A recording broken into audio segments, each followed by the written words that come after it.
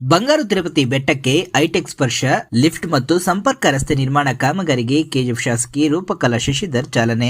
ಬಡವರ ತಿರುಪತಿ ಎಂದೇ ಖ್ಯಾತವಾಗಿರುವ ಬಂಗಾರು ತಿರುಪತಿ ಶ್ರೀ ವೆಂಕಟರಮಣ ಸ್ವಾಮಿ ಹಾಗೂ ಶ್ರೀ ಅಲವೇಲು ಮಂಗಮ್ಮ ದೇವಾಲಯಗಳಿಗೆ ಭೇಟಿ ನೀಡುವ ಭಕ್ತರ ಅನುಕೂಲಕ್ಕಾಗಿ ನಿರ್ಮಿಸುತ್ತಿರುವ ಲಿಫ್ಟ್ ಮತ್ತು ಸಂಪರ್ಕ ರಸ್ತೆ ನಿರ್ಮಾಣ ಕಾಮಗಾರಿಗೆ ಶಾಸಕಿ ರೂಪಕಲಾ ಶಶಿಧರ್ ಅವರು ಭೂಮಿ ಪೂಜೆಯನ್ನ ನೆರವೇರಿಸಿದರು. ಬೆಟ್ಟದ ಮೇಲಿರುವ ದೇವಾಲಯ ತಲುಪಲು ವಯೋವೃದ್ಧರು, ಮಹಿಳೆಯರು ಮತ್ತು ದಿವ್ಯಾಂಗರು ಪ್ರಯಾಸ ಪಡುತ್ತಿದ್ದರು. ಈ ಹಿನ್ನೆಲೆಯಲ್ಲಿ ಭಕ್ತರ ದಶಕಗಳ ಬೇಡಿಕೆಗೆ ಸ್ಪಂದಿಸಿರುವ ಶಾಸಕರು ಲಿಫ್ಟ್ ಸೌಲಭ್ಯ ಮತ್ತು ಲಿಫ್ಟ್ ಬಳಿಗೆ ಸಂಪರ್ಕ ಕಲ್ಪಿಸುವ ರಸ್ತೆ ನಿರ್ಮಾಣಕ್ಕೆ ಚಾಲನೆ ನೀಡಿದರು. ಈ ವೇಳೆ ಮಾತನಾಡಿದ ಶಾಸಕರು, ಈ ಸಂಪರ್ಕ ರಸ್ತೆ ನಿರ್ಮಾಣಕ್ಕಾಗಿ ಲೋಕೋಪಯೋಗಿ ಇಲಾಖೆ ವತಿಯಿಂದ 2 ಕೋಟಿ ಅನುದಾನವನ್ನ ಮೀಸಲಿಡಲಾಗಿದೆ. ಜಾತ್ರಾ ಮಹೋತ್ಸವ ಹಾಗೂ ವಿಶೇಷ ದಿನಗಳಲ್ಲಿ ಸಾವಿರಾರು ಭಕ್ತರು ಇಲ್ಲಿಗೆ ಆಗಮಿಸುತ್ತಾರೆ. ವಿಶೇಷವಾಗಿ ವೃದ್ಧರು, ಅಂಗವಿಕಲರು ಮತ್ತು ಗರ್ಭಿಣಿ ಸ್ತ್ರೀಯರು ಬೆಟ್ಟ ಹತ್ತಲು ಕಷ್ಟಪಡುತ್ತಿದ್ದು, ಈ ಹಿನ್ನೆಲೆಯಲ್ಲಿ ಲಿಫ್ಟ್ ವ್ಯವಸ್ಥೆ ಸಹಕಾರಿಯಾಗಲಿದೆ ಎಂದರು. ಈ ಸಂದರ್ಭದಲ್ಲಿ ಜಿಲ್ಲಾ ಪಂಚಾಯಿತಿ ಮಾಜಿ ಸದಸ್ಯರು ಆಮು ಲಕ್ಷ್ಮೀನಾರಾಯಣ್, ದೇಗುಲ ಸಮಿತಿಯ ಮಾಜಿ ಅಧ್ಯಕ್ಷ ಅಶೋಕ್ ಕೃಷ್ಣಪ್ಪ, ಎಪಿಎಂಸಿ ಅಧ್ಯಕ್ಷ ವಿಜಯರಾಘವರೆಡ್ಡಿ, ವಕೀಲ ಪದ್ಮನಾಭರೆಡ್ಡಿ, ಮಾಜಿ ಗ್ರಾಮ ಪಂಚಾಯಿತಿ ಅಧ್ಯಕ್ಷರಾದ ಕಂಸಂದ್ರ ನಾಗರಾಜ್, ವಿನು ಕಾರ್ತಿಕ್, ಅಯ್ಯಪಲ್ಲಿ ಮಂಜುನಾಥ್, ರಾಂಬಾಬು,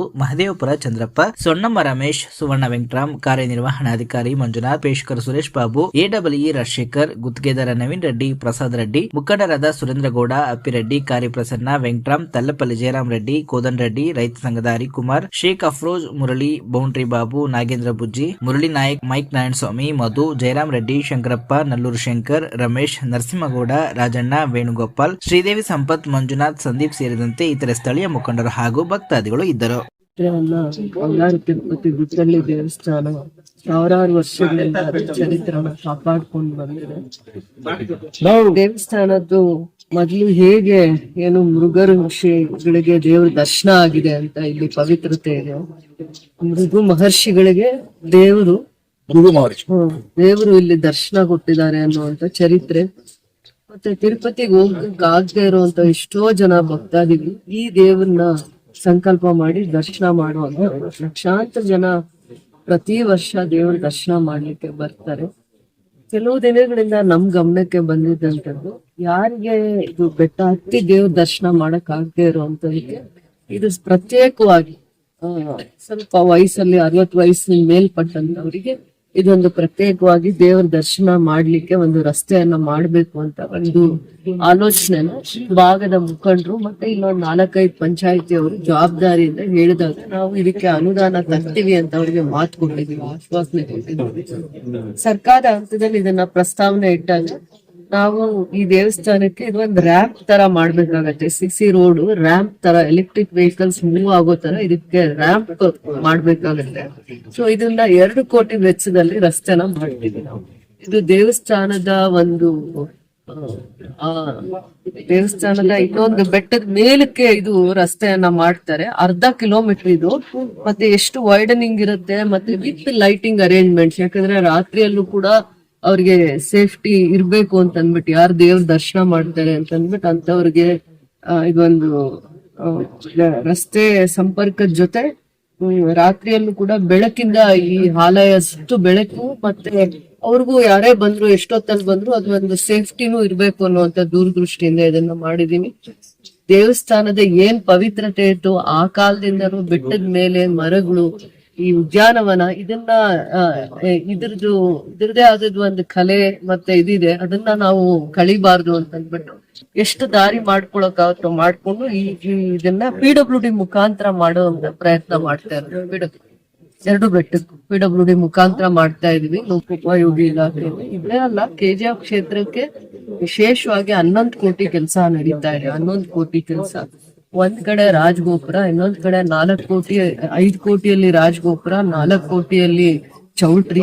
ಅದಾದ್ಮೇಲೆ ಇಲ್ಲಿ ದೇವಸ್ಥಾನ ಇನ್ನೂ ಹೆಚ್ಚಿನ ಕಾರ್ಯಕ್ರಮಗಳಾಗ್ಬೇಕಾದಾಗ ನಾವು ಮಂತ್ರಿಗಳಿಗೆ ಇದೆಲ್ಲ 11 ಕೋಟಿ ಕೆಲಸ ಪ್ರಗತಿಯಲ್ಲಿ ಇರುವಂತದನ್ನ ನೋಡ್ಕೊಳ್ಳಿ ಅಂದಾಗ ಒಬ್ಬ ಅಧಿಕಾರಿನ ಅವರೇ ಇಲಾಖೆಯವ್ರನ್ನ ಹಾಕ್ಬೇಕಾಗತ್ತೆ. ದೇವ್ರದ್ದು ಕೆಲಸಗಳು ಎಲ್ಲೆಲ್ಲಿ ಮುಜರಾಯಿ ಇಲಾಖೆದು ಕೆಲಸ ಆಗ್ತಾ ಇರತ್ತೆ, ಅವ್ರ ಜವಾಬ್ದಾರಿ ಆಗಿರತ್ತೆ.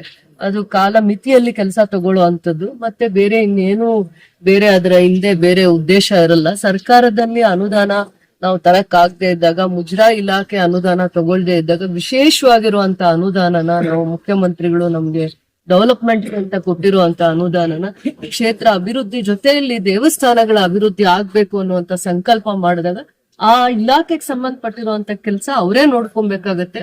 ಅದು ಅವ್ರ ಜವಾಬ್ದಾರಿ ಆಗಿರುತ್ತೆ, ಆ ಇಲಾಖೆದು ಸಂಪೂರ್ಣ ಜವಾಬ್ದಾರಿ ಆಗಿರುತ್ತೆ. ಮತ್ತೆ ನಾನ್ ಮತ್ತೆ ಮಂತ್ರಿಗಳಿಗೆ ಈ ಜಾಗಕ್ಕೆ ಬರ್ಬೇಕು, ಈ ತರ ಒಂದ್ ದೇವಸ್ಥಾನದ ಕೆಲಸ ಈ ತರದ್ದೆಲ್ಲಾ ಕಾರ್ಯಕ್ರಮಗಳಿದಾವೆ, ಅವ್ರದ್ದು ಆಲೋಚನೆ ಇದಾವೆ, ನೀವು ದೇವ್ರ ದರ್ಶನ ಮಾಡಕ್ ಇಲ್ಲಿ ಬರ್ಬೇಕು ಅಂತಂದಾಗ ಅವ್ರ ಮನಸ್ಸಿಗೆ ನೋವಾಗಿದ್ದಂದ್ರೆ ಅವ್ರು ಯಾರೋ ಒಂದು ಅಧಿಕಾರಿ ಆಗಿದಾಗ ಇಲ್ಲಿ ಕಮಿಟಿ ಅವರು ಹೋಗಿ ಕೋರ್ಟ್ಗೆ ಹೋಗಿ ಸ್ಟೇ ತಂದಿರ್ತಾರಂತೆ. ಅದ್ರ ವಿಚಾರ ನನ್ಗೆ ಅಷ್ಟಾಗಿ ಮಾಹಿತಿ ಇಲ್ಲ, ಏನ್ ಸಮಸ್ಯೆ ಇತ್ತು ಏನು ಅಂತಂದ್ಬಿಟ್ಟು. ಆದ್ರೆ ದೇವ್ರ ಕೆಲಸ ಪವಿತ್ರವಾಗಿ ಕೆಲಸ ಮಾಡ್ಬೇಕಾಗತ್ತೆ. ನಾವೆಷ್ಟು ಶ್ರದ್ಧೆಯಿಂದ ಏನಾದ್ರೂ ಆ ತರದ್ದು ತೊಂದರೆಗಳಿದ್ದಾಗ DC ಹಂತದಲ್ಲೋ ನಮ್ಮ ಹಂತದಲ್ಲೋ ಇನ್ನೊಂದು ಹಂತದಲ್ಲೋ ಮಾತಾಡ್ಕೋಬೇಕಾಗತ್ತೆ. ನಾವು ಮಂತ್ರಿಗಳ ಆದೇಶವನ್ನ ಉಲ್ಲಂಘನೆ ಮಾಡುವಂತ ದೊಡ್ಡ ವ್ಯಕ್ತಿ ನಾವ್ ಆಗಕ್ಕಾಗಲ್ಲ. ಒಂದೇ ಉದ್ದೇಶ ಇದ್ದಿದ್ದು, ಮಂತ್ರಿಗಳು ತುಂಬಾ ಗೌರವಸ್ಥರು, ಈ ಭಾಗದಲ್ಲಿ ಬಹಳ ವರ್ಷಗಳಿಂದ ನಮ್ ಕಡೆ ಉಸ್ತುವಾರಿ ತಗೊಂಡ್ ಜವಾಬ್ದಾರಿಯಲ್ಲಿ ಇದ್ದಾರೆ. ಅವರಿಗೆ ಒಂದ್ ಕಳ್ಕಳಿ ಇದೆ, ಇಷ್ಟೆಲ್ಲ ಅನುದಾನ ಅವ್ರು ಕೊಡಕ್ಕಾಗದೆ ಇದ್ದಾಗೂ ನಾನು ಸರ್ಕಾರದಲ್ಲಿ 11 ಕೋಟಿವರೆಗೂ ಕೆಲಸ ಮಾಡ್ತಾ ಇದ್ದೀನಿ, ಯಾರೋ ಒಬ್ಬ ಒಳ್ಳೆ ಅಧಿಕಾರಿ, ದಕ್ಷವಾಗಿರುವಂತ ಅಧಿಕಾರಿ ಕೆಲಸ ಮಾಡ್ಲಿ ಅಂತ. ಯಾವಾಗ ಏನಾಗತ್ತೆ, ಅವ್ರದ್ದು ಯಾವ್ದೇ ಒಂದು ಆದೇಶನ ನಾವು ಉಲ್ಲಂಘನೆ ಮಾಡಿದಾಗ ಅಥವಾ ಸರಿ ತಪ್ಪು ಅನ್ನುವಂಥದನ್ನ ಅರ್ಥ ಮಾಡ್ಕೊಳ್ದೆ ನಾವು ಬೇರೆ ಆಲೋಚನೆಗಳು ಮಾಡಿದಾಗ ಅವ್ರ ಮನ್ಸಿಗೆ ಕಷ್ಟ ಆಗತ್ತೆ. ನಾನ್ ಕರ್ಕೊಂಡ್ ಬರಕ್ ಇವತ್ತವರೆಗೂ ಆಗದೆ ಇರೋದು ಇದೇ ಕಾರಣ.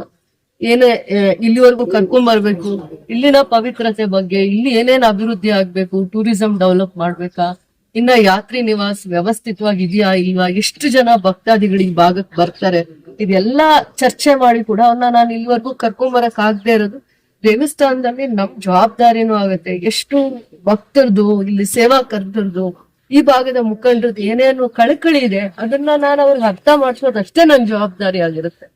ದೇವ್ರದು ಈಗ 100 ವರ್ಷ ಸೇವೆ ಮಾಡ್ಕೊಂಡ್ ಬಂದಿದ್ದಾರೆ, ಅವ್ರ ಹೆಸರು ಉಳಿದೋಗುತ್ತೆ. ನಾವು ಅದೇ ದೃಷ್ಟಿಕೋನದಲ್ಲಿ ಕೆಲಸ ಮಾಡ್ಬೇಕಾಗತ್ತೆ. ಬಿಟ್ರೆ ಯಾರು ದೇವ್ರ ಸೇವೆಯಲ್ಲಿ ಮೇಲು ಕೀಳು ಇಲ್ಲ. ನನ್ ಸೇವೆ ನನಗ್ ಮಾತ್ರ ಸೀಮಿತವಾಗಿರುತ್ತೆ. ಮತ್ತೆ ನನಗಿಂತ ಪವಿತ್ರವಾಗಿ ಅಲ್ಲಿ ಹೂವ ಕಟ್ಟೋರು, ದೇವ್ರಿಗೆ ಪ್ರತಿದಿನ ಹೂವ ಅವ್ರ ಪಾದದ ಹತ್ರ ಇಡೋಂತವ್ರು, ಪೂಜೆ ಮಾಡುವಂತವ್ರು, ಅವ್ರ ಸೇವೆ ಇನ್ನೂ ಪವಿತ್ರವಾಗಿರುತ್ತೆ, ನನಗಿಂತ ಪವಿತ್ರವಾಗಿರೋ ಸೇವೆ ಆಗಿರುತ್ತೆ. ಅದರಿಂದ ನಾನು ಯಾರನ್ನೂ ಅನ್ಯತಾ ಅವ್ರ ಮನ್ಸನ್ನ ಕಷ್ಟ ಮಾಡ್ಬೇಕು ಅಂದ್ರೆ ಮಂತ್ರಿಗಳನ್ನ ಬಹಳ ಪ್ರಯತ್ನ ಮಾಡದೆ ಇಲ್ಲಿವರೆಗೂ ಕರ್ಕೊಂಡ್ ಬರ್ಬೇಕು ಅಂತ ಏನೇನೋ ಕಾರಣಗಳಿಂದ, ಗೊಂದಲಗಳಿಂದ ಅವರಿಗೆ ಮನ್ಸನ್ನ ನಾನ್ ಕನ್ವಿನ್ಸ್ ಮಾಡಕ್ ಆಗ್ಲಿಲ್ಲ, ಇಲ್ಲಿ ಕರ್ಕೊಂಡ್ ಬರೋಂತ ಪ್ರಯತ್ನ ಮಾಡಕ್ ಆಗಿಲ್ಲ. ಅದರಿಂದ ನಾವ್ ಎಷ್ಟ್ ದಿನ ಇರ್ತೀವಲ್ಲೋ ಗೊತ್ತಿಲ್ಲ, ದೇವಸ್ಥಾನದಲ್ಲಿ ನಾವು ಶಾಶ್ವತವಾಗಿರುವಂತ ಕೆಲಸ ಆ ಭಯದಿಂದಾನೇ ಮಾಡ್ಬೇಕನ್ನುವಂಥದ್ ಸಂಕಲ್ಪ ನಂದು. ಅದೇ ಮನಸ್ಥಿತಿಯಲ್ಲಿ ನಾನ್ ಮಾಡ್ತಾ ಬರ್ತಾ ಇದ್ದೀನಿ. ಏನು ನಾನ್ ದೊಡ್ಡವ್ರಿಗೆ ಏನಕ್ಕೆ ಅರ್ಥ ಮಾಡ್ಸಕ್ ಆಗಿಲ್ಲ ಅಂದ್ರೆ ನನಗೆ ಆಗ್ಲಿಲ್ಲ.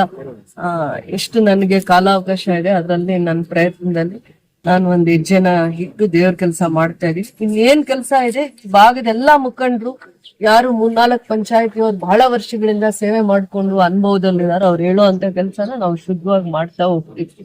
ಆಮೇಲೆ ಹೊಸ ಕಮಿಟಿ ಆಗ್ಬೇಕು ಅಂತ ಹೇಳಿದ್ದಾರೆ. ಹೊಸ ಕಮಿಟಿದು ಕಾನೂನು ರೀತಿ, ಮುಜರಾಯಿ ಇಲಾಖೆಯಲ್ಲಿ ಮೊದ್ಲಿಂದಾನು ಒಂದು ವ್ಯವಸ್ಥೆ ಇದೆ, ಅದನ್ನ ಕಾನೂನು ರೀತಿನೇ ಮಾಡ್ತಾರೆ. ಲೀಗಲ್ ಆಗಿ ಅದನ್ನ ನೋಟಿಫಿಕೇಶನ್ ಮಾಡಿ ಕಾಲ್ ಮಾಡ್ತಾರೆ.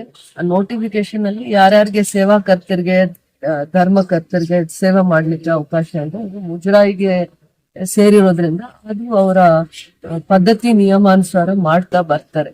ಅದಕ್ಕೆ ನಮ್ದೇನು ಇರಲ್ಲ. ದೇವ್ರ ಕೆಲಸ ಯಾರ ಭಕ್ತಿಯಿಂದ ಶ್ರದ್ಧೆಯಿಂದ ಮಾಡ್ತಾರೆ ಅವ್ರಿಗೆಲ್ಲ ಅವಕಾಶ ಸಿಗ್ಲಿ ಅಂತ